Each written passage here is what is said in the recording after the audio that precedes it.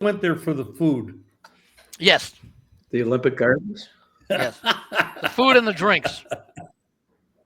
Definitely. Yeah. At triple the price. Okay, let me bring up a script. Did you guys get the script, by the way? Andy, you said you did, and Greg said you didn't? No, I didn't. I got it. I think you just sent it a few minutes ago. I just got it now. Yeah, I got the new one. Yeah. And I'm going to see if I can open it now.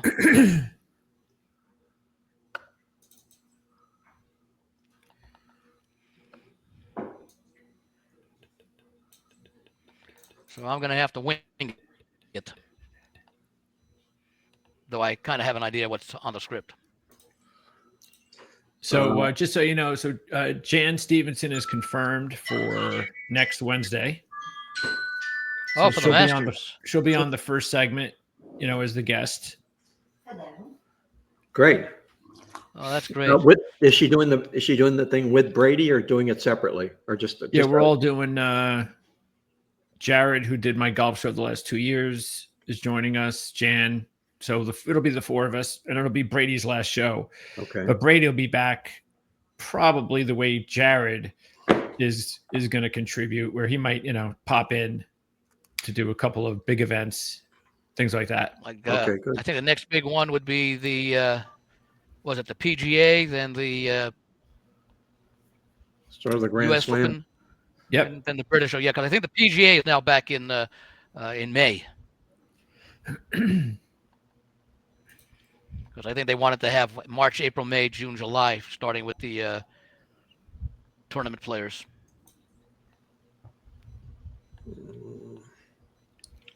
What's up, everybody? Is it possible the Dodgers Good morning. win the whole year? Are they ever going to lose a game? Are they ever going to not cover the run line in their wins? I think they've only done it once this year. Well, they are loaded. Oh, we're doing a live show tonight. We're going to do the horse racing show live tonight. So we're going to see how that goes. Since we have 3 of the best Kentucky Derby prep races to handicap.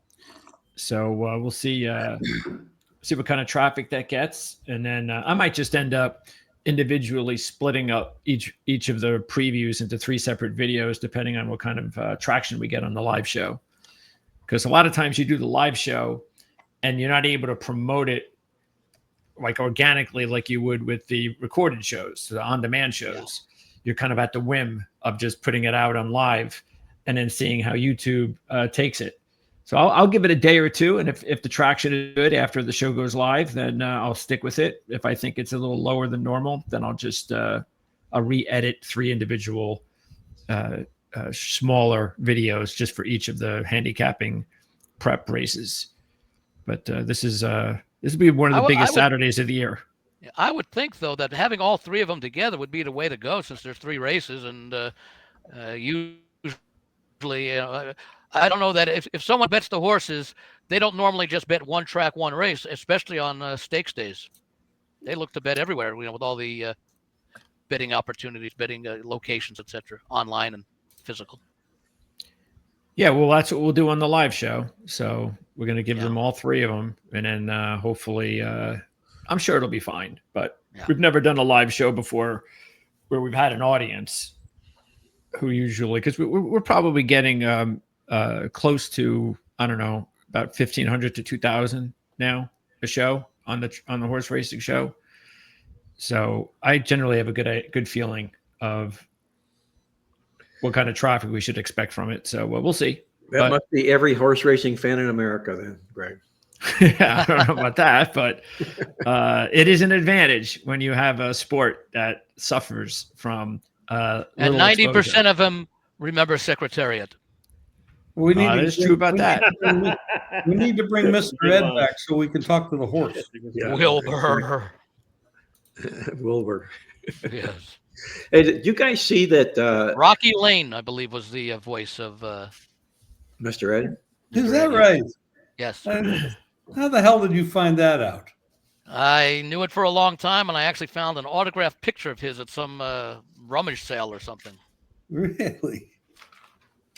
Hey, we're gonna talk a little bit about the not a little bit. We'll talk about the Final Four, obviously, the championship. But I came across a stat. I don't know if you guys saw this or not about how chalky the NCAA tournament is, but even how more chalkier the women's Final Four is. Oh, really? And I guess I'll share this then as we lead into that. But South Carolina is 72-3 the last 2 seasons. Their 3 losses are against UCLA, Texas, and Connecticut, who they'll be playing in the Final Four this weekend. Isn't college? I always thought women's college basketball was usually chalky. Is it like unusually even more so chalky this year then? So, They're not all four number ones there though. no, I just always didn't the women's games, did they usually like dominate with the best teams? Always usually dominate. The best teams. I mean, people have only really started. I remember being out in Vegas for Florida UCF, which must have been 3 years ago, and nobody was betting that at all. But the lines were out, so it was basically like this. And that was pre Caitlin Clark.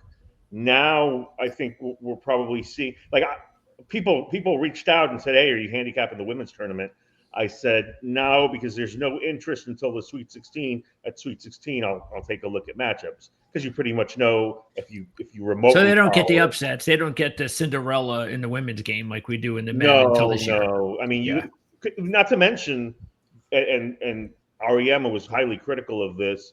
The way that they do the tournament is they have maybe I think 16 teams in Spokane. And other places, Birmingham, I think, was one of them, and they actually had, half of the Elite Eight come out of that somehow.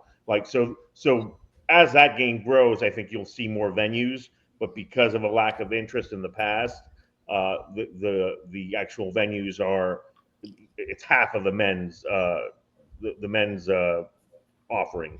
So beyond, they have in the men's they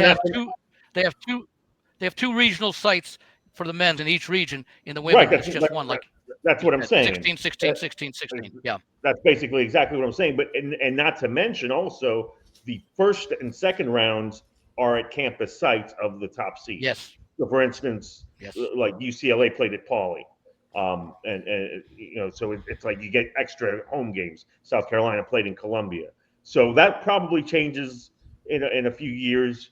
And then that also is the reason why we see even fewer upsets. You're not going to beat a team like that on their home floor. Hey, guys, let's get into the show, because I know Jim and Andy both have to leave early. We got to get this in here like the next 50 minutes or so, which I'm pretty sure we can do. Yep. Oh, yeah, I'm sure. Okay. Right. I would say it's probably heavy in the odds of no, but we'll do that. We'll give it our best shot. Well, the last time I left early, you guys went on for an hour and a half without me. So that was a 2.5-hour show. Yeah, well, you could have come back and joined us, Jim, Yeah, you've been done with the show. But I had no idea it was still going on. Hey, let's kick this off, guys. Unless we do the women's game, we've only got 2 basketball games to talk about. Yes, we do. I want to remind everybody out there that our show, the Playbook Against the Spread podcast, is now being aired on the Proline TV podcast network. And if you like the Proline TV and everything we're doing here, hit the subscribe button and also hit the like button, because there's going to be a lot of great things coming down the road here on Proline TV, this show and many, many more. So hit that subscribe button if you will. We're going to talk a little bit about everything today, NCAA men's and women's basketball a little bit. We're also going to touch on, if we can, if time will permit, I'm pretty sure it will, a little bit of the NBA and a little bit of even Major League Baseball and what's going on in baseball, the weird thing about that. As far as the NCAA tournament goes this weekend, there was a quote I read that Brent Musburger made right after Houston had clinched the 4th and final spot in the Final Four. And Musburger, he tweeted out, he says, "How about those number ones? Honestly, and only in my life I picked a Final Four correctly. Never. This is the only one he ever picked, because he picked all 4 chalks." He says, actually, it was the committee picking it for me. This is the year of the chalk. And for sure, it's the year of the chalk. Unbelievable, all 4 number seeds coming into this particular tournament here. Before I shift gears into this directly here, I was talking with the guys off the air before we got on here. The women's Final Four this weekend tips off on Friday. and South Carolina will join UCLA, Texas, and UConn, 3 number 1 seeds there and a number 2. And amazingly, the 3 teams that South Carolina will be going up against are the only 3 teams they've lost against over the last 2 years. South Carolina is 72-3, and those 3 losses came against UCLA, Texas, and UConn. So that's a pretty well appropriated Final Four for the women's as well. Let me ask and you by this. the way, Mark, the interesting thing about the women's Final Four is that most people would not have thought Connecticut was the number 2 seed of the 4 with their success over the past decade or so. You're talking about naming. They're there because of name and reputation. Yeah, they should have been I'm higher. just saying that no. I'm saying that if you ask amongst those 4 teams, which of the 4 was the only number 2 seed as opposed to the number 1s, I think most people would not have said Connecticut. They would have thought Connecticut would have been one of the number 1 seeds because of their great success over the past decade. For sure. Yeah. Oh, by the way, the number 1 seeds, the only seeding began in 1979. This is only the second time that all 4 number 1 seeds have made it. Interestingly enough, the other was 2008. Final Four was also played in San Antonio. Yep. Deja vu. Here we go all over again. Before I hand this off to the guys here, a lot of great statistics all come together in place this weekend, and they should, because it's what brought these teams here. And I'm going to break this down a little bit here, the Final Four weekend here, by the numbers. The number 1, the way these teams stack up scoring offense-wise, number 3 is Florida, number 6 is Duke, number 11 is Auburn, and number 140 is Houston, lacking severely from the other 3 teams. Houston's averaging 74 points a game. Everybody else over 83 points a game. On the defensive side, though, that's when Houston comes a knocking here. Number 1 ranked team in the country in total scoring defense, 58.3. Duke, number 5 in scoring defense. You got that head-to-head matchup there with 2 very staunch defensive football teams. 68 Auburn and number 87 Florida. Scoring margins, and this is a big, huge barometer tool that I use when it comes to handicapping the NCAA. Scoring margin and how these teams put other teams away during the course of the season. Number 1 team in the country, they're here. It's Duke, 21.1 points per game they win their games by. Number 3 team in the country, Florida, 15.8, tied with Houston at 15.8. And surprisingly, Auburn checks in as the 4th team here at 14.1 points per game. Offensive field goal. Excuse me, Mark. I want to just ask you about that scoring margin and some of these other numbers. Do they include or exclude games against non-Division I schools like, let's say, St. Regina of Ohio or something, or all the games in there? Because that's where you start seeing those scores, like 102-47 in the preseason. Now, it's only one of 35-36 games, but it still could have a point or 2 significant difference depending upon the number of those non-D1 schools that you play and are included in the official. These are all the games, Andy, and I think they'll all even themselves out over the course of a season because every team plays a handful of those types of caliber of basketball teams. So depending upon how they take care of business here, apparently Duke took care of business in real fine fashion. So did all these teams, obviously here, but it's against all teams. Talking about getting here, offensive field goal percentage shooting is critically important here. And we're looking at that in this particular Final Four matchup here as well. Scoring offensive field goal percentage, we're looking at here, number 2, I should say, in the country, Houston Cougars, number 8 in the country, Duke Blue Devils, number 63, Auburn, and number 70, Florida. A little bit surprising there that way. We're also talking about here, these are the key stats that I break down every year. Defensive field goal percentage. And I think this is the key stat of all stats of all college basketball as far as the team success goes. Number 1, best team in the country, defensive field goal percentage. Try and get a ball in the bucket past this team. Number 1 is the Houston Cougars, 38.2% defensive field goal percentage. Right on their heels, number 2, Duke, 38.5. There's that matchup again of these 2 teams that ranked 1 and 2 and 1 and 3 in scoring margin and defense. 13 is Florida, and number 22 is Auburn. And finally, total rebounds per game, the best rebounding team left here in the Final Four, the Florida Gators. They get 41.9 a game. Duke, number 23, Auburn, 42, and Houston, a little bit light, if you will, on the boards at 36.7. Let me ask you this question, Tony. Any of these numbers surprise you? I know these teams got here for all the reasons we talked about. They were seeded number 1. They made it all the way through, and a lot of this probably had a little bit to do with what we talked about before, the transfer portal, the NIL, so forth and whatnot, helping pave the way. But any of these numbers surprise you at all? No, but the one thing you need to know about these numbers, Florida and Auburn played in the best conference in the country. Big 12 was slightly down. Houston, their defensive numbers are absolutely legit, but they played the slowest pace in the Big 12. And then the ACC completely down. So while we definitely can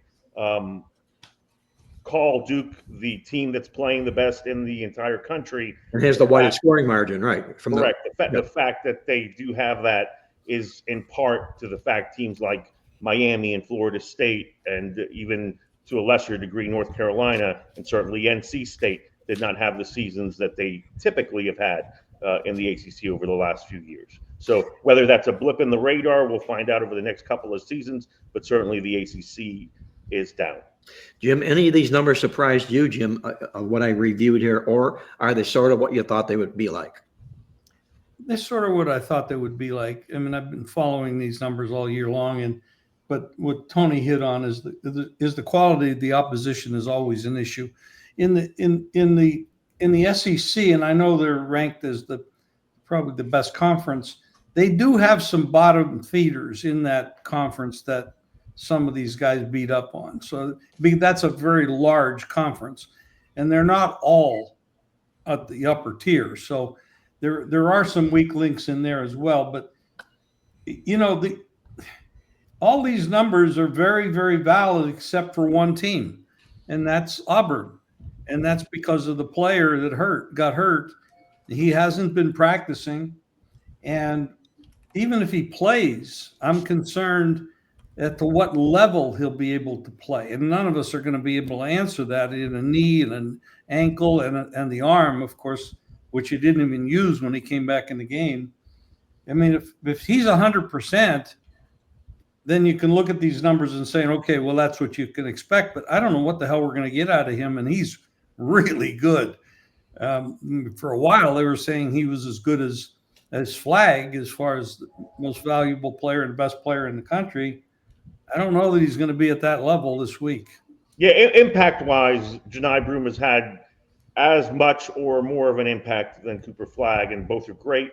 I think Cooper Flag is going to be your National Player of the Year, but if Janai Broome got the nod, it would not bother me one bit. Certainly, he did it against tougher competition night in and night out.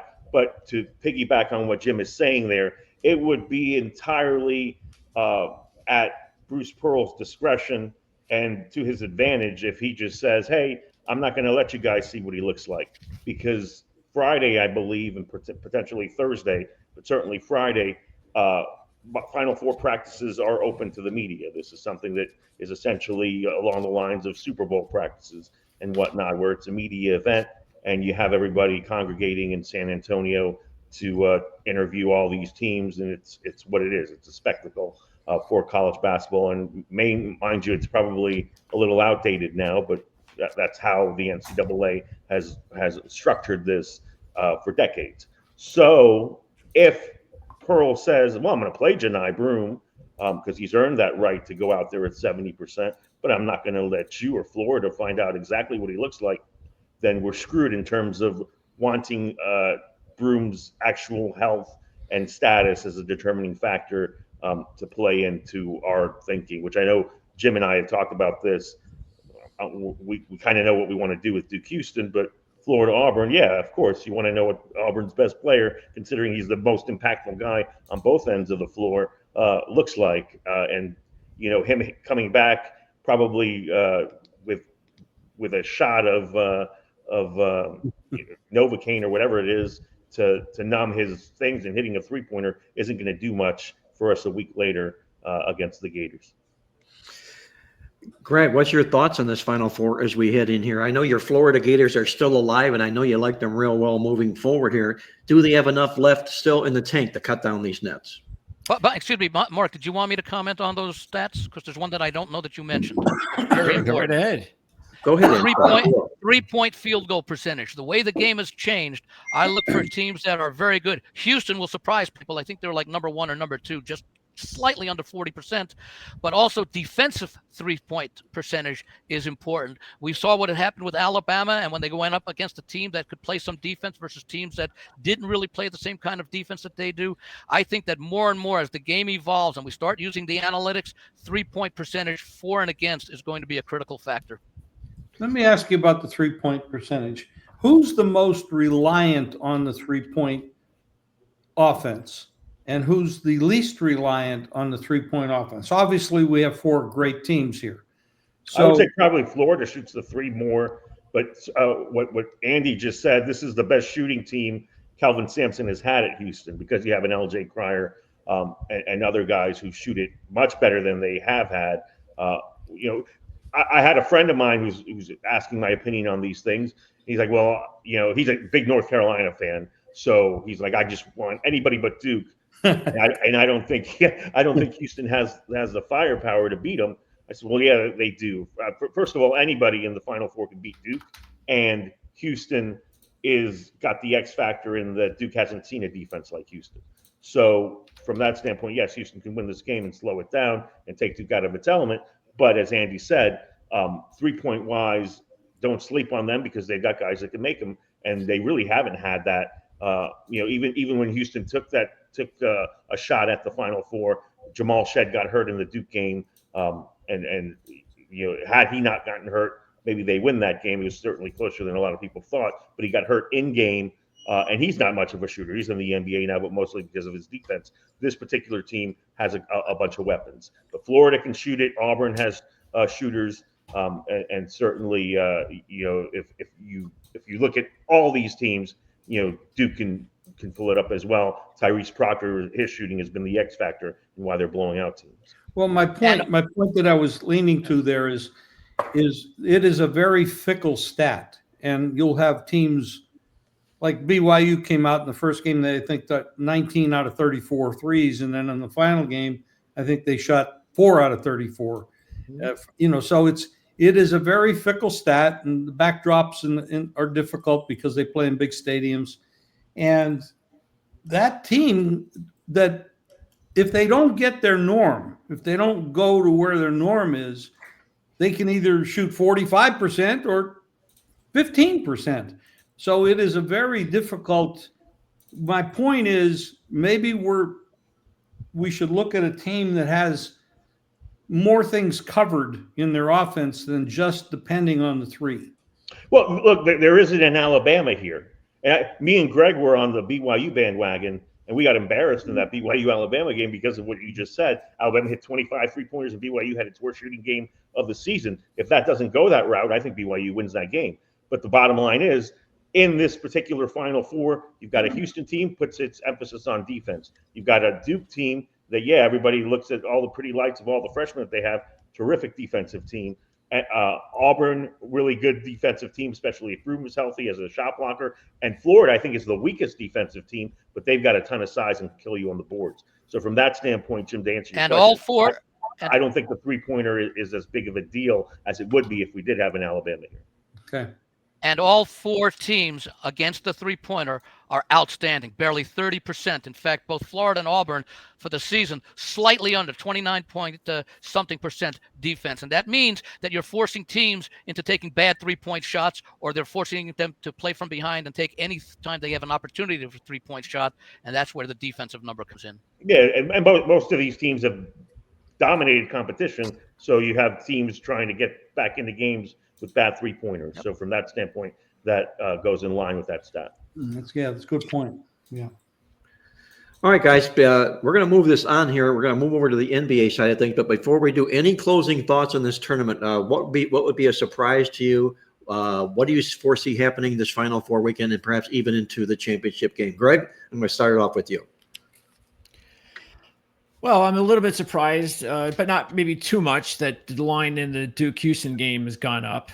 A lot of people seem to really be, going on Duke. Look, we've talked about this the whole time, and I guess we'll find out for sure now when Duke plays the best team that they played by far in this tournament. And, look, they're a very talented team. They can win the national championship. They're as good as any of these teams. But I don't think that they're heads and above better than any of them. I think all of them are pretty evenly stacked. And in that case, the reason I think that makes it easy for me to pick any other team, because why would I pick a team that is the heavy favorite, and especially even in future still the heavy favorite, when they're just as talented and can just as much win the championship in my mind than any of these other teams. The other thing to keep in mind is that 4 of Duke's top 5 players are freshmen. They've got an inexperienced head coach compared to Pearl and Sampson. Florida has also an inexperienced head coach compared to those two. But Florida's top 3 players are seniors. Auburn's 6 of their top 7 players are seniors. And Houston, I believe it's their top 6 players are upperclassmen, including 3 seniors, and their best player, Cryer, is the senior. So that's another edge that I think we'll probably see more, and I think we'll get a better feel for when the entire world is on your eyes, and you know your 4 of your top players are freshmen, and everybody's watching you, and you're playing the best team you played pretty much all year. We're going to really find out just how good this Duke team is, and if they're heads and above, worthy of being the heavy favorite to win the national championship, which I don't think they are. But other than that, yeah, I think it is what it is. We're getting 1 seeds, but that could be a good thing. That could mean that we could get, maybe should get, and probably will get 3 really good basketball games here this weekend. Yeah, and what Greg said, LJ Cryer, not only a senior, he's a national champion because he won with Baylor. Oh, there you go. Yes. Numbers, Duke plus 100. Goes in line with your thinking. And Houston plus 400 because they're playing Duke. Florida plus 300 and Auburn plus 550, probably because of the Broome uncertainties. Wow, how the number 1 overall seed in the tournament has fallen to the bottom of the rung here. And as you mentioned, Tony, likely because of the injury, but it's really awfully crowded here with a lot of good talent, number 1 seeds. Jim, let me ask you this. Final 4 games Saturday. Who do you expect to see in the championship game on Monday? Well, based on the injury to Auburn, I have to favor Florida, even though I would reverse that if I knew he was healthy. I think Auburn, I like the fact, their head coach, I like what they can do. I like the consistency. Golden is young. I think that's a big edge, but without the kid being healthy, I can't go that way. That game, I don't know what to do with it. But I am going to play it under, because I do expect, whether if he plays or not, it's going to be a different kind of a game. Now they won't have the rim protection, but he could play defense much easier than he could play offense if he has to play with 1 arm. So, and he is a big guy, and he is very talented, and he's very athletic. So I don't expect this guy to sit out. I just don't know if he'll be effective with 1 arm on offense. So I would say that would be an underplay. Now, in the other game, Calvin Sampson has been there a while. Tony just brought out the point that they have a player there, the best player, who has already won a championship with Baylor. That's a big point in my mind. And, you're going against Duke and play the soft schedule. And I can't knock them. I mean, God, when you watch them, they're incredible. But I made the game 2 points at the most, and most of my numbers were 1.5. And then I look at Ken Palm and Tarvik and all the others, and nobody makes this game any more than 2 points. And one of them actually makes Houston the favorite. Now I can't go to that side of it, but I took 6 with this thing. I can't pass that up. It's ridiculous. It's a ridiculous number. It's all public money. And driving this up, and the public do get involved in these kind of games. Usually it's the sharps that move it, but there's a lot of people on Duke because Duke's a big name. They've always been there. I can't pass up 6. I couldn't do it. I can't blame you. I can't blame you at all. And the expert that touted Duke perhaps Houston favored in this Duke basketball game, I might think that maybe he knows the fact that Houston Cougars have been an underdog 1 time the last 3 years. 1 time they've been an underdog. And that was this year against Kansas when they beat them straight up. So I think that site that did that was a fellow by the name of Tarvik. Okay. Maybe Andy knows who that name is. I'm not really sure. It's these guys that do these. He's all the another numbers. one that puts good numbers up and is often very much compared to Ken Palm as far as the quality of the Right. numbers that he puts up. Right. sort of the Todd McShay, Mel Kiper deal there, I guess, right? You're I right. use his numbers a lot. I mean, I've always said I try not to look at Ken Palm stuff, not because I don't respect Ken Pomeroy or like him. I've never even met the guy. Everybody uses him. So from the standpoint of everybody referencing, there are guys with other numbers that are very similar or see things from a slightly different prism. I prefer to look at that rather than go with the flow of everybody using the same numbers and then potentially making the same determinations. And by the way, that includes the lines makers using Ken Palm's numbers. Yeah. Yeah, well, so you don't really get much of an advantage. Now, this game is different. Yeah. I have 7 different power ratings I do in my own things, and I can't make anything over 2 in this game.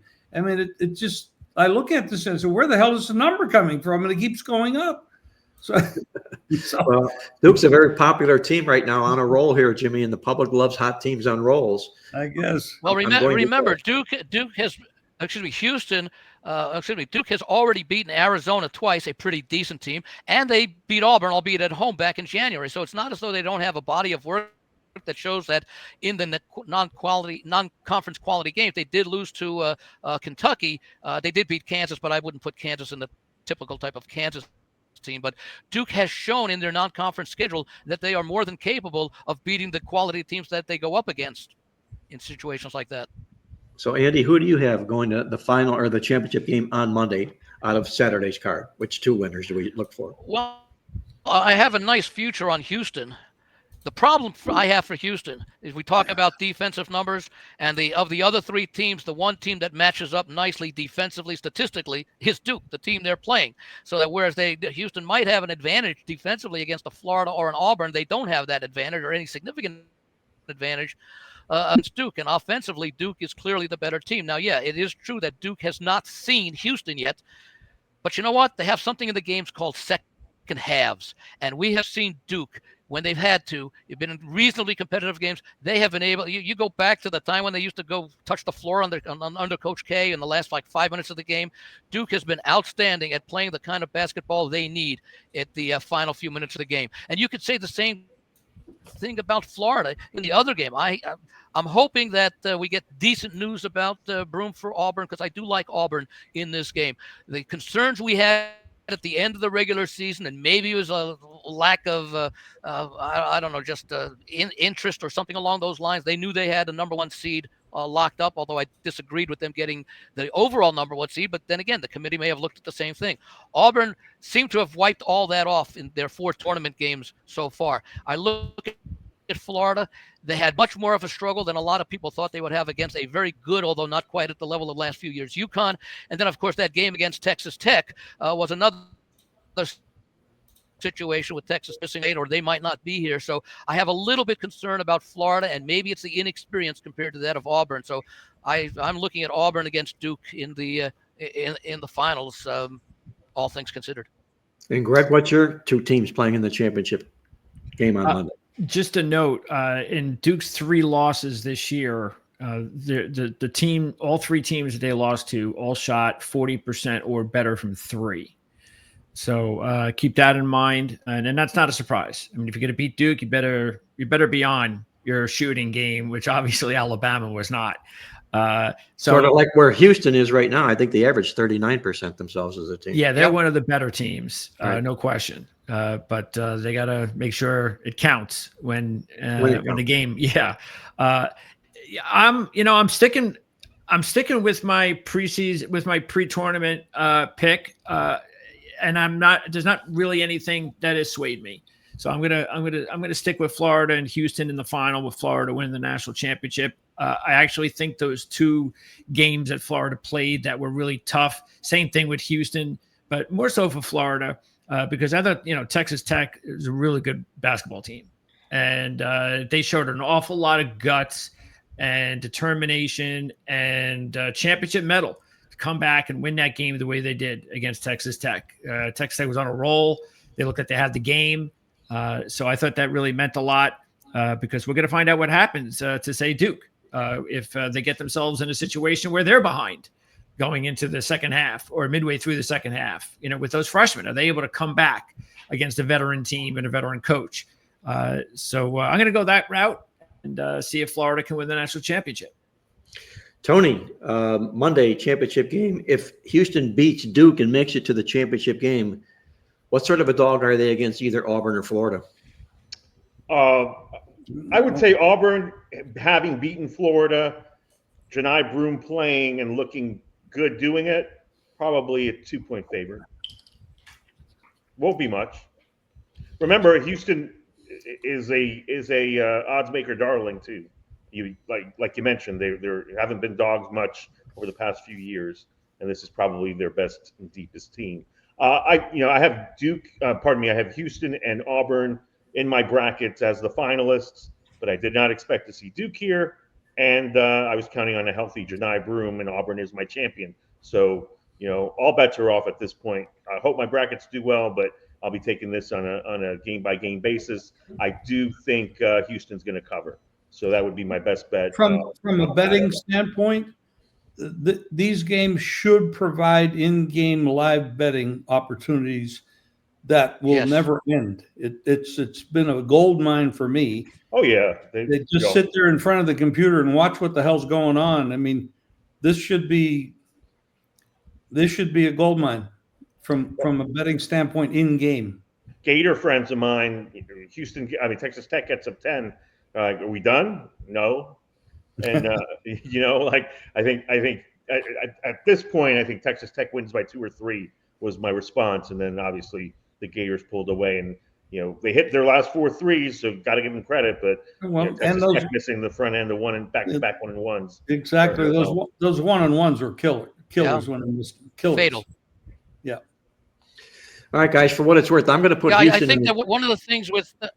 I was just going to say, I think this, and to Jim's point, I think we're going to see a number of spurts where you might see a team run off a 10-2 spurt to take a lead. And that gets answered by a 14-5 spurt by the other way. These teams are so good that they are capable of locking down on defense for a 2 to 3 minute period if they're 8-10 points behind, which means you will have possibilities, I think, in both games to take each team as a money line underdog. I'll point this out, Andy. Good point. In the Michigan State game where they just lost. They lost by 6, and I pushed that bet because I took the 6. But during the game, I took 13.5 with Michigan State. So that's what can happen when somebody does exactly what Andy just said. They run off a big streak. They get a big book. The odds makers they put up a number. It's right there to take it. If you believed in them early at 6, you got to take them at 13.5. And not only that, this also works, and I was going to say it also seems to work, and Tony, you may comment on this because I know you do a lot of NBA. In-game wagering and doing things like that is almost, I won't say the only way, but the best way to play the NBA, because the NBA, to see those sorts of swings, especially when the favorite is down early by 8 to 10 points, which does happen more than a lot of people think, you can get some nice opportunities to quote-unquote middle the game with nice underdog prices both ways. Yeah, and obviously with Broome's uncertainty, you can watch the beginning of the game and hope the Gators take a lead and then take, Janai Broome looks pretty good, and we'll get plus more. So, who do you like, Mark? I'm going to put Houston in the championship game. And to whoever they play, I don't know. I'd have to see the matchup, but I like the makeup of this basketball team. I love their defense. I love the way they play. And they do happen to have a little bit of NCAA tournament knockout revenge chip on their shoulder when Duke knocked them out last year.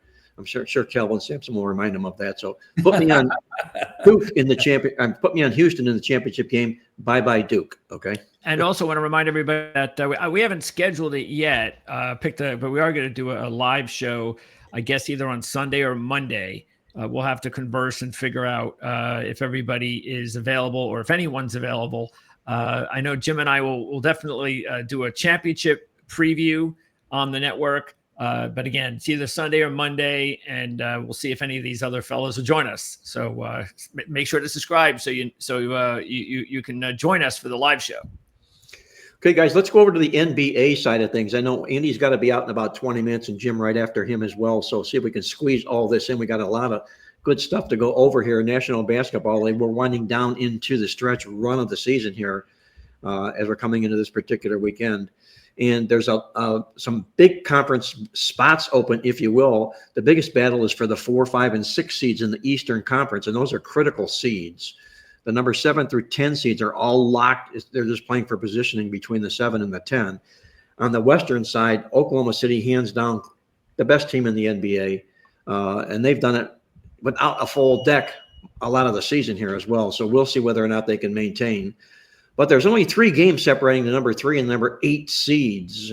My question to you, Tony, is where do you see this all shakes out in the Western Conference as far as this playoff race goes?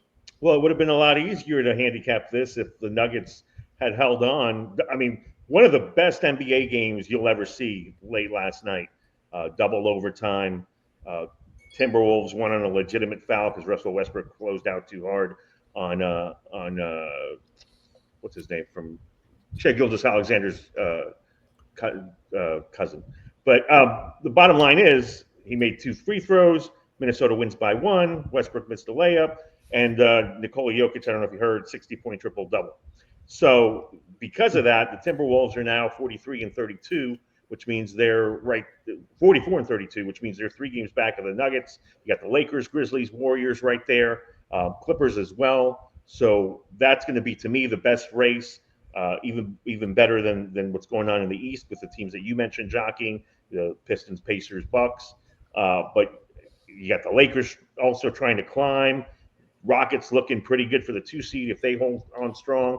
And all these teams are definitely second fiddle to OKC, who, if they run the table, will be just the 3rd NBA team to ever reach the 70-win plateau. So a ton to watch. We'll see less load maintenance going forward. It's time to get in on the NBA. But, how it shakes out, I think that the thing that's most intriguing to me is how the Lakers look here in the next couple of weeks, because they did figure out how to best utilize Austin Reeves with LeBron and Luka, and if they get that really humming now that Rui Hachimura is back and Dorian Finney-Smith is playing well, they can be a legitimate contender. And honestly, because of the betting public probably backing them, become the number 2 betting favorite behind OKC in the West.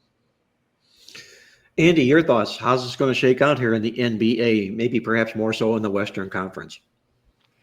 Well, looking at the West, I think that what we're really looking at is the way Memphis is playing right now. They're 2-8 in their last 10 games. They are barely holding on with the number 6 spot. It looks as though that it'll be either the Clippers or Minnesota that has the best chance of moving up and replacing Memphis and getting that protected 1 through 6 seed. So I would look for Minnesota and the Clippers. And Minnesota's been a disappointment most of the year, but over the last 3 to 4 weeks, they have started to play like a lot of us thought that they might play, finally adjusting to the departure of Towns last off season. Have to like the way Golden State is playing. They have an opportunity to move up. They might be able to catch Denver for number 3. I don't know that anyone will catch Houston. I guess Denver theoretically could catch Houston for number 2. I still think this is OKC's conference to lose. They now have the playoff experience from last year. They've been playing well. They have been the most consistent team in the NBA all year. For a long time it was Cleveland, but Cleveland's lost a few more games recently as well. But again, they're coasting. They're going to have the number 1 certainly in the East. As you mentioned, it's the top 6 seeds in the East are pretty much all determined. It's the 7 through. Well, I guess there are a couple that could still move up a little bit, although there's a 4-game difference between 7 Orlando and number 6 Milwaukee. So I'm looking for the West to provide more of the entertainment value, significant value in the final few games, and that often means looking to take underdogs. And more importantly, because of what we just talked about before, with these games now having meaning, certainly as far as seeding goes, and I know they say, yeah, you just want to get in the tournament. You want to improve your position as best as possible, although that means you may not want to finish 6th or 5th necessarily. I think that'll offer more in-game opportunities because we may see more of these swings in games because these teams will be playing with purpose. Very good. And with that, guys, I know that Andy and Jim are doing some Major League Baseball analysis now on Proline TV twice a week. Andy and Jim dive into the card, dive into the teams. Right now it's Tony and Jim. I'll be joining. Yeah, it's actually. Tony, I'm sorry. Yeah, I'm sorry. Yeah, it is Tony and Jim. I can't read what I have right here in front of me. Sorry about that. But Andy will be hopping in as a guest. So too will I, and I'm sure Reg will join into the party as well. Jim and Tony doing 2 days a week on Major League Baseball analysis, Proline TV. Make sure you tune into all of that. And before we hop over to the Major League Baseball and how they've gotten off to the start so far this baseball season here, kind of a unique stat about the Dodgers here, guys. They're the first reigning World Series champion to start the season 7-0 since 1933. That was Babe Ruth and Lou Gehrig were the last team and only team to do just what the Dodgers have done right now. I did not attend any of those games, by the way. You didn't. No. You don't have a scorecard from any of those games? Andy, I'm shocked. Not an original. I'm shocked, Andy. I'm shocked. But the Remember, biggest Anybody have a live ticket on the Dodgers to go 162-0? What's amazing about the Dodgers, just to mention it, they've been covering the run line. I know. In there, including that game against Detroit where they're down by 2 in the 10th inning and they come back and won 8-5. Well, how many of those Dodgers players are wielding that torpedo or that bowling pin bat that's so popular Not many, right now? I don't think. No, I'm sorry, nobody. So. Yeah. I don't think so. Look, the I'm thing aware with the of. Dodgers is they have Freddie Freeman out with his ankle injury because he came into the season with it, re-aggravated it in the shower, slipped, I guess, and so he's missed the last couple of games. They had Mookie Betts had that stomach issue where they thought he might start the season on IL because he had lost 20 pounds, didn't make the trip to Japan, and he, I believe, has 3 home runs to start the season. So, I mean, it's these other guys, Edman and Hernandez, getting off to a good start in addition to that great starting pitching. And to me, the most complete, deepest bullpen I've ever seen, and that's with Tanner Scott blowing that save in the opener. Greg, By the way, there's also one other team in baseball who's unbeaten. They play in the same division as the Dodgers. That's the Padres, 6-0. Padres, yes. Yeah, and they locked up Jackson Merrill this morning for nice contract. By the way, nice contract for the Padres. Yeah, but you never 9 know years. what's going to happen. But that kid is legit. I think he's No, that's what I'm saying. I'm saying that that's a good deal for the Padres because $135 million for 9 years. He could get $135 million for 3 years in about 2 years from now. But he's got the security. Yeah. Greg, are you following Major League Baseball? I know you're a big college hoops fan. Are you a baseball junkie as well?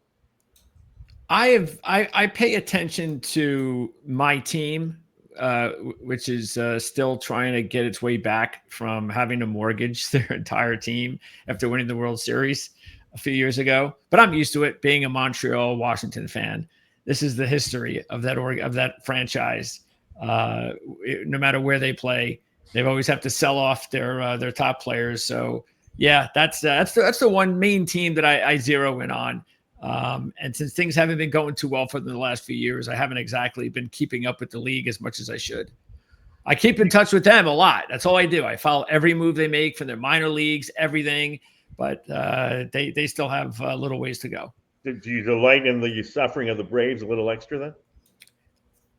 Not really, because of the fact that they've done a lot of winning. They deserve, if they want to have a bad year or a bad month, I'm not going to laugh at them. I mean, especially where I come from. So, and they're not the Yankees or the Dodgers. I will say it is great to see. In a way, it is nice to see Atlanta's baseball team have success, because I think that is the only fan base in that area that actually, cares about their team. That's not a very good fan base. Let's just put it that way in Atlanta. That's why the hockey teams never work. The basketball team, it's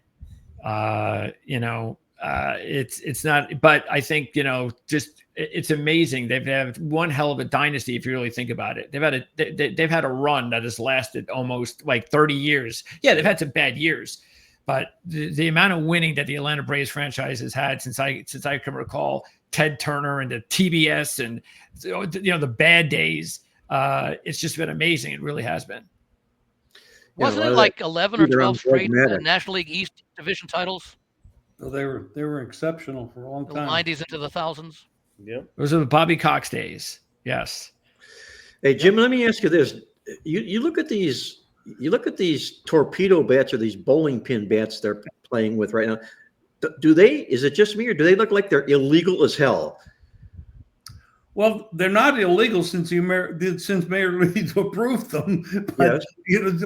but they it's technology. I mean, we have it in every sport, and why not? I mean, they in American sports, not so much in Europe because they play 1-0 games in soccer and stuff, and they love it. But in our sports here, we want a lot of scoring. We always want that. And if those bats are going to do it, if those bats are the cause of what's going on, and it appears to be to some degree, it'll break every home run record. Then I wouldn't want to be a pitcher anymore. I mean, my God. And it's kind of like the golf ball and the equipment in golf, and they made the golf courses obsolete when the guys can drive 500-foot or 500-yard par fours, or par fives. It's crazy. So it happens in every sport, and I think it's going to continue. And Well, I mean, one thing, we should not be killing this because of the media attention that it's getting because of the Yankees. Because Stanton used this to actually salvage his season, because he had a terrible year last year in the postseason. So this has been around already. It was used late last year. Multiple teams have been able to use them to start this season. I think 7 or 8. Aaron Judge, I don't think even uses the bats. It's other guys on the Yankee roster. Austin Wells, one of them. And so sure, I mean, the fact that the Yankees have more home runs through 4 or 5 games than anybody else in history, I think certainly helps drum up the controversy. And if it was the Dodgers, it'd be the same thing. But if it were the Reds, I don't think it would be getting as much attention as it is. I mean, it was on the nightly news the first night with David Muir. Before we hand it off to Greg here to do a Around the Horn segment with us, this incredible stat, it comes out of the Playbook Coffee Club, and it revolves around baseball. And it was since 1995, or in 1995, I should say, Tony Gwynn had 15 strikeouts in 585 at-bats. This year, Rafael Devers had 15 strikeouts in his first 19 at-bats. He needs one of those bowling pin bats, Jim. I think so. Maybe he needs to have a couple of them in his hand at the same time. Maybe he does. Greg, You got to make contact with the bats to work. I'm sorry. Jeez. All right, Greg, if you will take it over. Your final thoughts on the show here for this week.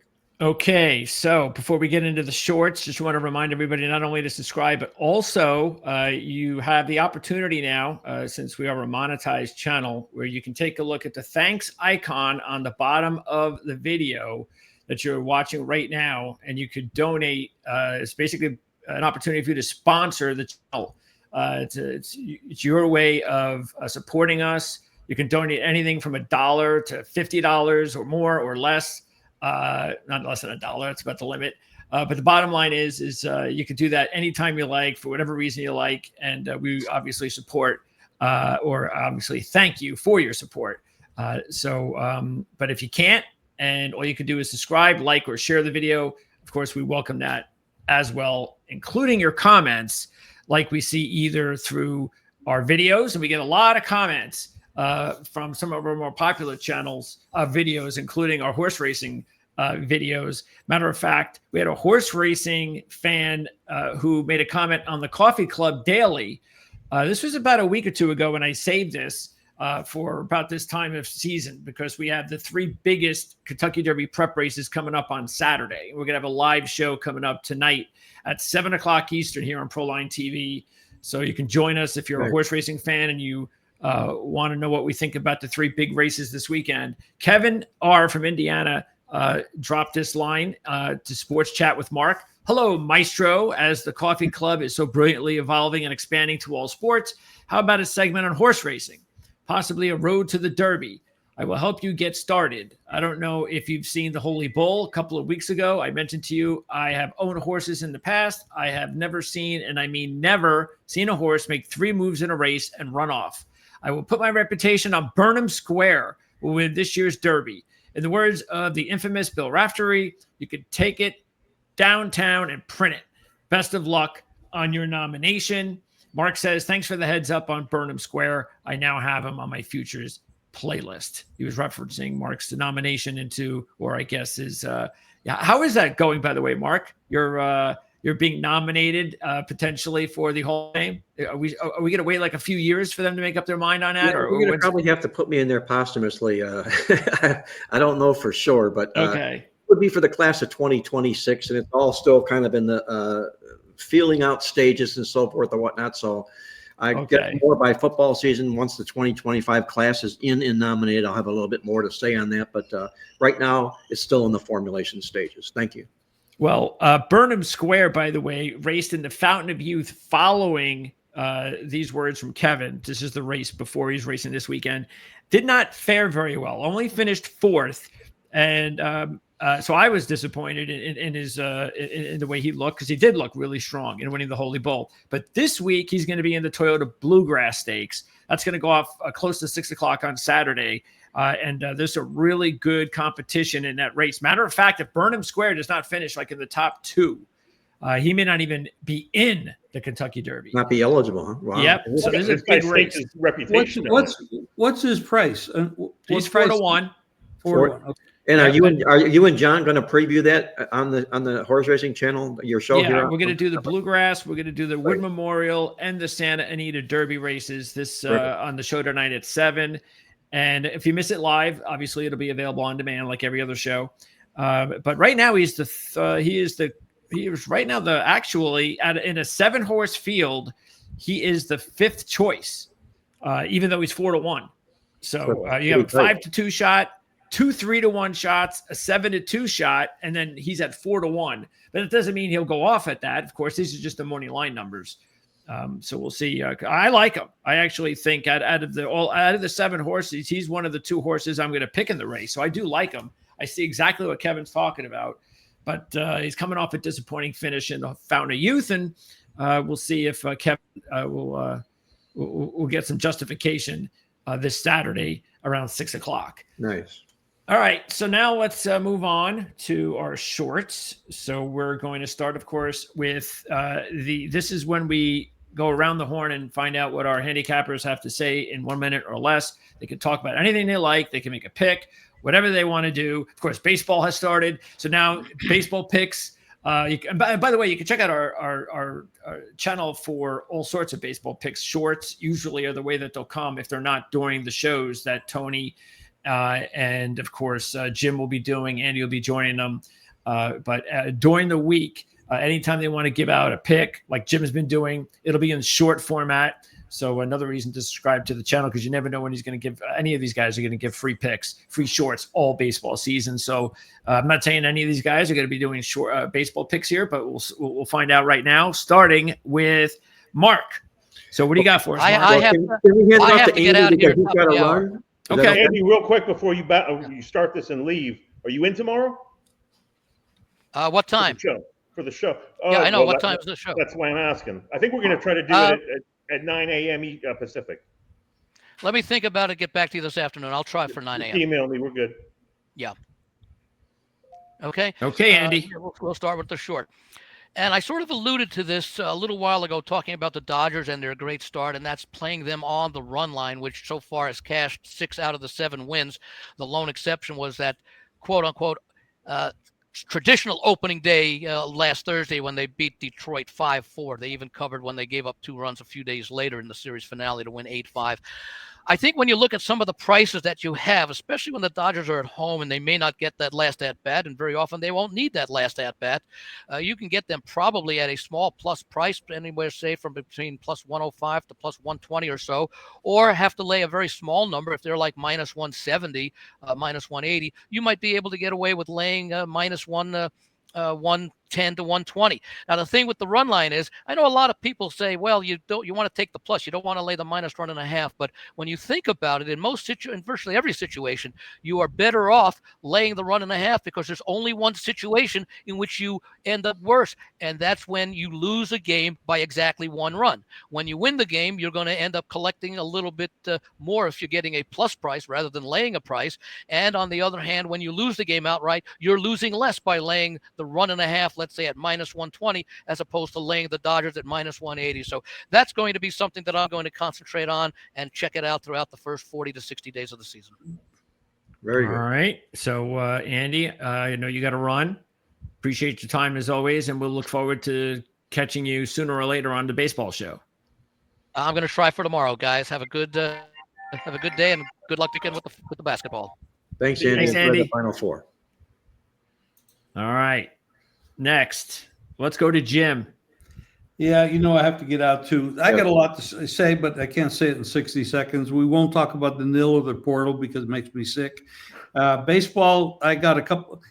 Tony and I talked about it the other day, and we both have the same philosophy. If you're going to start with the starting pitchers because of the structure of baseball, if you bet the starting pitchers and you like a pitcher, or if you don't like one, that's a different angle. But bet the first 5 because that's all you're going to see them most of the time. Although we did have a complete game the other day. Yeah. I think Evaldi went the whole way, which was like a shock, and he played awesome. This early, especially.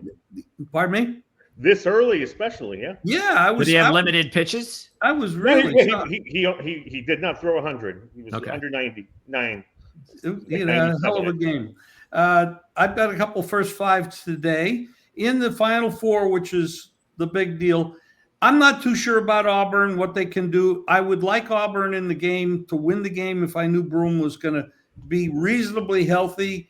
But what I'm going to do is I'm going to say I like Houston under, and I'm going to take Auburn, Florida under. So you can do that either 2 separate bets or make it a parlay. But I do think the defenses and the background situation because of the shooting issue, I think we're going to see some very tough defensive play. And I like both games to go under and hope to God they don't go to overtime. Yeah, the bugaboo for totals. Overtime by the way, everything goes to die. before you go, Jim, Tony, isn't there something that they're waiting on right now regarding what they're trying to do as far as changing some of the rules or some of the,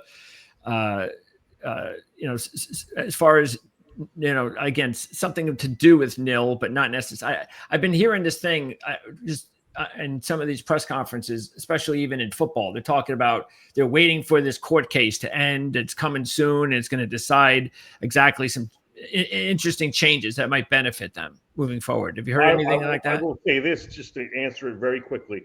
They will probably try to tweak rules, and somebody's going to file a countersuit, and there'll be an injunction, and we'll see exactly what we see right now for the next year. All right. Well, as usual, the fans are the ones that always lose. So we'll see how that works out. Jim, appreciate your time as always. Know you got to run another pizza show. And good luck this weekend. Enjoy the games, and we'll talk again soon. Thanks, Jim. Enjoy the games. Thanks, Jim. See you, Jim. See you tomorrow. And yes, and of course, don't forget, I'm not sure if Andy will make it, but Jim and I will be doing a live show either Sunday or Monday to preview the national championship game. And hopefully we'll see any number of our handicappers join us. Okay, let's go with you, Tony. What do you got for us? Oh, we can't let a whole show go by without talking about the NFL. So this did come to mind as what I wanted to talk about for my minute. And I haven't even seen this, so it will obviously be out there, though, is the exact order top 3. I think I know what it's going to be. I think Cam Ward will be your number 1 pick, not necessarily a Tennessee, but I don't see any way that he's not the first selection. So I like him there. I think to get the most out of Garrett, you draft Abdul Carter if you're the Cleveland Browns. So I think he goes 2 to be the apprentice / tag team partner. And really, if you're going to improve your team with this draft pick, Abdul Carter's the way to go in my mind. And then at number 3, if you're the New York Giants, you resist the temptation to take Shedeur Sanders, and you improve your offense anyway by taking Travis Hunter, who I think will be more of a receiver than a defensive back to start the season, and is currently the betting favorite to go third. 1, 2, 3 exact order: Ward, Carter, and Hunter, and that'll probably be close to plus money somehow, maybe plus 150, plus 200. That'll be my top 3 NFL draft on April 24th. So we're about 3 weeks away. All right, we'll see. I mean, I'm starting to get, if I'm a Cleveland Brown fan, I'm starting to get nervous about that scenario not being the case. It's just starting to seem more and more like both quarterbacks are going to go 1 and 2. But I look, I don't root against the Browns. They're one of those franchises that I think you should root for, because they're, especially if you've been around as long as I have. You know, it's they're one of those oldies, those golden oldies. And Try me, Greg. I've been around with them forever, since I was born. Yeah. And I don't want to see them going after one of these quarterbacks, which will be Sanders if they have the choice, of course. I spoke to Ryan Dunleavy of the New York Post, our friend, and he did say that if the 2 quarterbacks are off the board, and the Giants did have to choose between Carter and Hunter, that they would choose Carter. My pick, I mean, that would be a dream scenario for the Giants to get the 2 quarterbacks off the board. Then you can also tell your fan base, oh, we didn't even have a chance to take a quarterback, and we've got 2 vets in the house. So no question about that. But I was the Browns' best bet to win immediately with the quarterback situation looking like how it looks. Sanders isn't going to be a quick fix. Is to take a Carter and hope it snows every day, including in September, including indoors and domes on road games. And trust your defense and run the football, and then maybe you'll go 10-6 or 10-7. Yeah, and again, we're only, as you said, Tony, a few weeks away now. We're in the month of April, so the Our-Lads draft guides are going to be mailed out on the 7th. So, matter of fact, PDFs are going to be available on the 7th. So in 5 days, I'm going to get my first look in a PDF form of what their draft guide is going to look like. So you can order, of course, the draft guide. I think we'll have a link in the description of this video. You can also check out, of course, ourlads.com. We got to let our listeners know also that Greg DePalma is putting a lot of input into that Our Lads draft guide. So be sure you pick that up as well. And real quick, Mark, before you wrap up the show, just a quick plug for this baseball show that we'll be doing with Jim, Andy, yourself, Greg, whoever wants to hop on. The more the merrier. It's going to be a 30-minute show, or right thereabouts. Every Monday and Thursday, we'll try to get it available as soon as possible. And that encapsulates the coming series. So we'll talk about what's going on in the league, but for the most part, it's a betting look-ahead show, philosophies, series prices of things that are coming up on the horizon. So tomorrow's show, there's a very abbreviated Thursday card, so we'll look entirely to the weekend, Friday through Sunday. Again, Jim, Andy, I believe, will be on the show tomorrow, and you can look for that show on Proline TV. Check out the Twitter feed on Proline TV. Check out my Twitter feed, Greg's Twitter feed. Everybody should get that out there, and hopefully this audience grows. Is there a name for the show yet, Tony, that you and Jim are doing? I referenced it at the beginning of the show. I said, this show's so new, we haven't even come up with a fancy name. So I'm going to throw one in the hat, okay? Let's go. Baseball Jam. All right. Okay. You're the boss on this. So You'll be jamming, man. You guys will be jamming with that, a lot of information. That's where I'm coming from. That's right, I like it. Okay. Well, Mark, Mark, go ahead and give us your short if you have one. Okay. My short is this, counting down 3, 2, 1. And I'll say this, finally, there's free food at college football games this fall. Coastal Carolina has announced they're going to offer free concessions this fall at Brooks Stadium, where the football fans will be able to get up to 4 items at the concession stand and visit up to 4 times free, no charge to the football fans. And you wonder what the catch is going to be in something like this? There is no catch. All they have to do is be required to scan each trip they make to the concession stand on their Chanticleer's Athletics app. That way they can scan them. They'll know exactly what food they're eating, what drinks they're drinking, and what the fan base is all like, gathering data and information. So finally, free food comes to college football starting this year. What team is that again? On that, and they asked the guy on the commercial or promo, what if I want 80 nachos? Then you get 80 nachos. What's the what team is that? It's Coastal Carolina. Coastal Carolina. The Oh, the Coastal Chanticleers. Carolina. Right. Okay. And Well, you watch their attendance, it'll jump. Just people knowing they can go there and eat. why for not? sure. For Yeah, sure. absolutely. Even if they're not sure. football fans. For sure. Let's go get something to eat. Oh, That's there's a actually a game? really Okay, we'll watch. We'll go get something to eat. And maybe we'll watch the game. Go ahead. yeah, maybe. Yeah. But it's a great idea. I mean, especially, why wouldn't you want to put something like that together with a sponsor and say, For hey, sure. you cover this, and everybody, they'll subscribe to your app, and that's a great way to boost sales, no question. Just want to remind everybody too that next week, part of our show, we're going to be talking about the Masters. Matter of fact, we're going to have a lot of coverage on the Masters next week. We're going to have our Tuesday show covering, of course, the Masters. And then we're going to have this show. Jan Stevenson, Hall of Fame golfer, will be on to talk about what Augusta National's like. We'll get into the Masters on the show. And then probably I'm thinking about covering it on maybe on Friday night, where it'll be the first 2 days will be over. Take a look at the weekend ahead. So we'll give you an update for sure early next week on what show we're going to have on once the tournament starts. But we're going to have a lot of programming on the Masters next week, and Jen Stevenson, Hall of Famer, will join us. And then in a couple of weeks, John Hardoon, who is our resident expert horse racing handicapper, will join us to get ready for the Kentucky Derby. Because once these races are over this Saturday, pretty much you're going to know everybody in the Derby, except the Lexington Stakes comes the week after. Sometimes one horse might be able to sneak in. Those horses don't usually have a chance. I think the last time a horse actually won the Lexington Stakes and won the Kentucky Derby was a horse by the name of Charismatic, who was a trained horse. It was a Dwayne Lucas trained horse. So it can happen, but it doesn't usually happen, because that Charismatic was like 30 years, 20 years ago or something like that, Mark? 25 years ago? Yeah, right, quite a while ago. Had a great personality. Yeah. Very charismatic. So it doesn't happen very often. But anyway, Masters talk and Kentucky Derby talk. And then we're also, of course, going to talk the week of the NFL draft. So we'll have coverage here on this show and on the channel.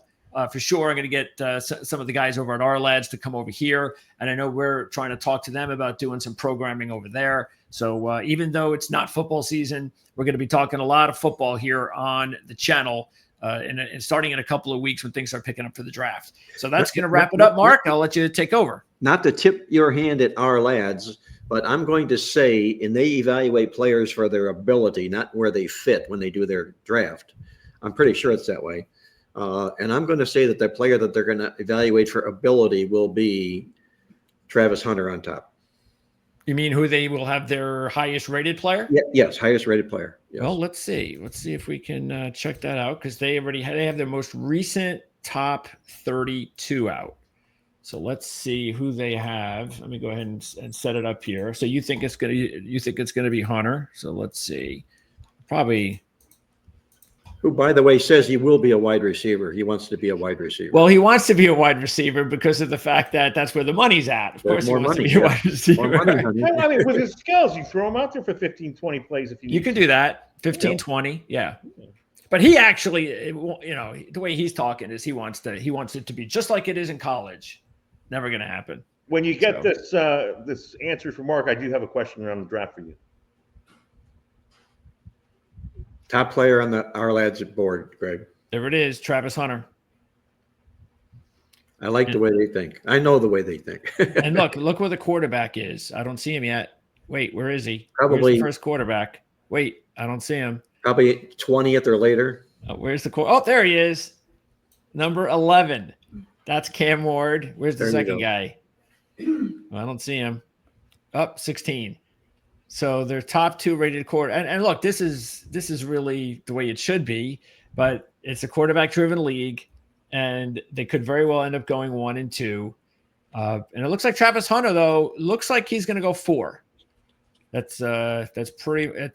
And yet, you would think that he should go 1, depending on the team that takes him, right? Or 2 because of Abdul Carter. But I don't know. I mean, I understand why some of these GMs, Mark, why they reach for these quarterbacks because it's such an important position and they have to have some young quarterback on their roster that they believe in. But this particular draft, I don't understand why they think that these guys are so much better than the second wave of guys. Yeah, why would I you think the second wave of guys are just as talented. Why would you reach past generational players? I'm talking Sanders here. I'm talking Carter. Generational type players, people that are going to be around and make an impact and probably be Hall of Fame players if nothing happens in their career. Yeah. I mean, just because that's one of those things you could easily see 15 years from now. Oh, Travis Hunter, Abdul Carter, headed to the Hall of Fame. And who were those quarterbacks? Yeah. That were chosen ahead of them? Know who they are. Well, Yeah. What's great is if it is Ward and Carter 1-2, then you got the Giants deciding between Hunter and Sanders. And it's too bad we don't have the Hard Knocks cameras there because that would be nice, wouldn't it? Yeah, the way we got to see how the Saquon Barkley thing played out would have been nice to see. Exactly. Number on HBO. But yeah, Greg, my question is on who is the third quarterback? And now, from what I understand, it's a lock that 3 will go, and it might be Tyler Shuck ahead of Jackson Dart. So just wondering what you've heard about Tyler Shuck and where he is on those rankings. Yeah, he's not in their top 30. Let's see, not in their top 35. They put out this was their top 35, so he's not in there. And Was Will Howard the next quarterback, number 3 on that list from them? I don't know. They don't have that yet. Okay. But that's going to be close between Howard and Dart. Shuck is interesting, but I don't know about Shuck. Shuck, he's an older guy. He's got an injury history. Well, I mean, it's the Bo Nix thing, really. Well, I don't think he's Bo Nix though. So no, but I mean, the influence of having an older guy, I think that kind of helps him. A mature quarterback. It could be, yeah. I just don't think he's. I don't know. I just don't think he's very good. I think he's okay. I don't know. Look, you get him in the NFL, you get him with the right coach, and that's what it really is going to boil down to. He's got the talent, and like you said, the experience. I don't know. I don't see the it factor in him myself. I prefer Will Howard. I could take him over Jackson Dart. I'm okay with that. I'm not a big Jackson Dart fan. But I am definitely a Will Howard believer. I think what Will Howard did in his career ever since, that second year at Kansas State has just been amazing. His growth level over the last 3 years has been outstanding. And all he did was win a national championship. That's all he did. That's all. Right. So, but you know how it is. He didn't have a good combine. So let's draft him in the 3rd round instead of the 2nd round. So it's silly, but anyway, it's gonna be a lot of fun talking about the draft, especially once I get a hold of that draft guy, because I've been holding out on so many videos and so many things to put out because I want to make sure I get that guide first and all of that scouting. Even though I work for our lads and I can, I get the ear of these guys, I know better to just sit back and wait for it to come out before I bug them. So I'm gonna be like everybody else, kid in a candy store when the guide comes out, and then I'm gonna be just posting nonstop videos between now and the draft. I'm counting on a knock on the door, Greg, when that does come out, because I want to put my hands on that, okay? Oh, yeah. You'll get the PDF on day 1 as well. For sure. You and Tony. Good. Yeah. All right, guys, that's going to put the wrap on the show. We had a real good show. We really had 2 shows. We had our show with the guys, and we had our show with us 3 here. I think we did a nice little job on our own, if you will. A reminder once again, that Tony and Jim Baseball Show, Mondays and Thursdays here on Proline TV. You never know who's going to be dropping in, so check it out for all your baseball needs. We'll look forward to visiting with you next week when we're talking a little bit more about the draft, about the NBA, Major League Baseball, and everything here on Proline TV. So for our panel of experts, Andy Iskoe from TheLogicalApproach.com, Tony Mejia, Playbook expert, contributor to the Sporting News, Jim Feist, the legend himself in Las Vegas, and our producer extraordinaire, Greg DePalma. This is Mark Lawrence. Remind you always to remember to bet with your head, not over it, and good luck as always.